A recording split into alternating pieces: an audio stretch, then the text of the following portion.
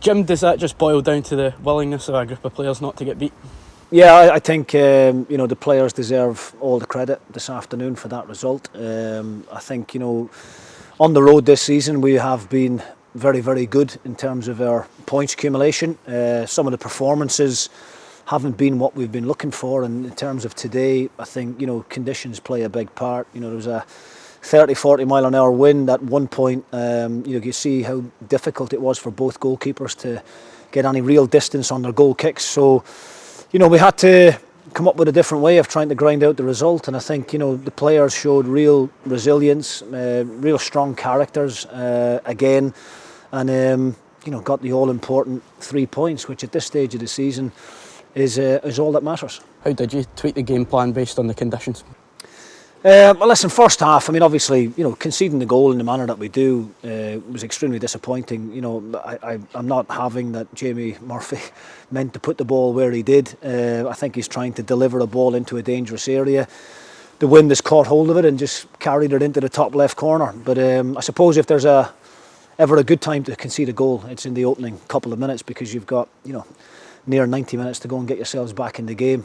We did push in the first half. We were up in and around Ayr United's goal for the most of the first half, without really being clinical enough in goal. I think we did have a couple of good opportunities. Louis unlucky with the one where I think it was Wotherspoon put him through one-on-one, but he was without a boot at that time, and I think he tried to take the shot on with his foot without the boot, and he couldn't get any real purchase on it. The keeper makes a good save. We had a little bit of a skirmish in and around the penalty area as well. We got 2 or 3 good shots away, but credit to the Ayr United backline, got some big blocks in. And that 1-0, got to give credit to Jack Walton. He hasn't had a lot to do in the game, but that save he makes at 1-0 was a huge save, a really crucial moment in the game for us, because 1-0, it's hard to come back from, but 2-0 would have been a real mountain to climb. But second half, after about the hour mark, we make a couple of changes. We've got a great squad of players here when everybody's fit. We've got real competition for places.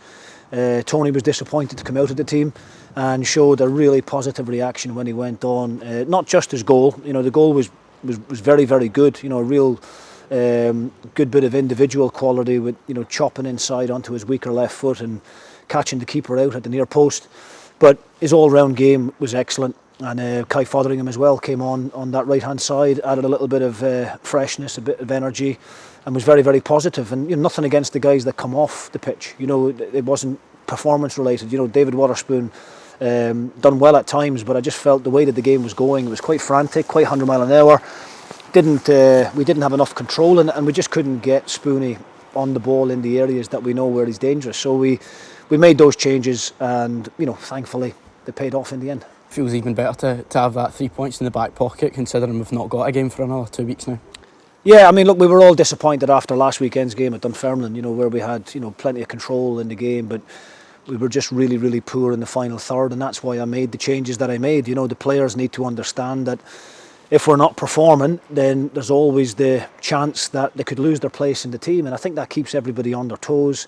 We've got a strong squad, as I said, and people that do get the nod and get the jersey need to understand that they need to play to the level required in order to stay in the team. And just massive 3 points. Really grateful again to the travelling support. They stuck with the team throughout the course of it, and the second half, obviously delighted to be able to get those couple of goals in front of them.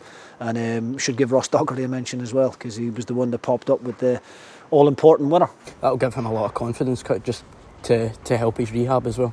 Yeah, fitness-wise, he's not where he needs to be yet. In terms of match fitness, just trying to gradually build up the minutes. Today probably played a little bit longer than what we had planned, but because he is such an important player for us, we wanted to try and leave him on there for as long as we could without running the risk of him breaking down. And it was always the intention to take him off after that particular phase of play when he scored. So I'm glad the ball never went out prior to that, and glad that Ross could get the goal. And then the guys that come on, Tilson, Mockery, come on into the middle of the pitch and just help us see the game through. Do you see it as a positive that we've got a couple of weeks to build up to that massive game against Wraith?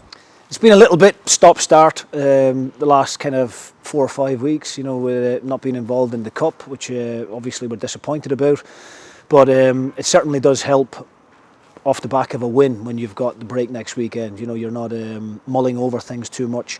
It does give us a couple of weeks to prepare for the most important game of the season, away to Raith Rovers in 2 weeks, and you know we'll have plenty of time to plan and prepare for that, and hopefully come up with a game plan and a system and personnel that's good enough to go and get the job done.